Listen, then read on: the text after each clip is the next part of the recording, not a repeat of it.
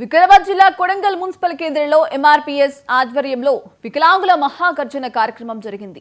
ఈ కార్యక్రమంలో పార్టీ అధ్యక్షులు మందకృష్ణ మాదిగ మాట్లాడుతూ వికలాంగులకు వృద్ధులకు పెన్షన్లు పెంచుతామని చెప్పిన కాంగ్రెస్ 2 ఏళ్లు గడుస్తున్నా ఇచ్చిన హామీని నెరవేర్చలేదని ఆరోపించారు. ప్రతిపక్షాలు కూడా ఈ అంశంపై మౌనంగా ఉన్నాయంటూ మండిపడ్డారు. పేదల పక్షాన నిలబడి కాంగ్రెస్ ఇచ్చిన హామీలు అమలు చేసే వరకు పోరాడతానంటూ ఆగస్టు 13న ఎల్బీ స్టేడియంలో మహాగర్జన కార్యక్రమం నిర్వహిస్తున్నట్లు ప్రకటించారు. ఈ కార్యక్రమంలో విహెచ్పిఎస్, ఎంఆర్పీఎస్, సోషలిస్టు పార్టీ నాయకులు పాల్గొన్నారు.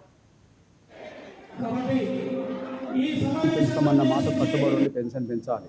అదే సమయంలో ప్రతిపక్ష నాయకుడు పెన్షన్లు పెంచే విషయంలో ప్రభుత్వం మీద ఒత్తిడి పెట్టడంలో కూడా మౌనం వీడాలి. పెన్షన్లు పెంచడం జరగకపోతే ఖచ్చితంగా రేవంత్ రెడ్డి గారి సర్కార్ రాజకీయంగా మూల్యం చెల్లించక తప్పదు. ఆ పరిస్థితులు కొని తెచ్చుకోవద్దని చెప్పి నేను ముఖ్యమంత్రి రేవంత్ రెడ్డి గారికి ఆయన నియోజకవర్గమైన కొడంగల్ నుంచే గుర్తు చేస్తున్నా, హెచ్చరిస్తున్నా. పక్క రాష్ట్రంలో రాష్ట్ర ఆర్థిక బడ్జెట్ చాలా లోటుగా ఉంది. ఆంధ్రప్రదేశ్తో పోల్చుకుంటే తెలంగాణ చాలా విషయాల్లో మెరుగైన పరిస్థితిలో ఉంది. చాలా విషయాల్లో లోటు ఎదుర్కొంటున్న ఆంధ్రప్రదేశ్ ప్రభుత్వం ప్రస్తుత చంద్రబాబు నాయుడు గారు ఇచ్చిన మాట నిలబెట్టుకోవడానికి హామీ ఇచ్చిన రోజు నుంచే ఆయన 6,000 పెన్షన్ వికలాంగులకు ఇస్తున్నాడు, 4,000 పెన్షన్ వృద్ధులు, వితంతులు, ఒంటరి మహిళలకు, ఇతర పెన్షన్దారులకు ఇస్తున్నాడు. కండరాల క్షీణతో బాధపడుతున్న వాళ్లకు 15,000 రూపాయలు పెన్షన్ ఇస్తున్నాడు.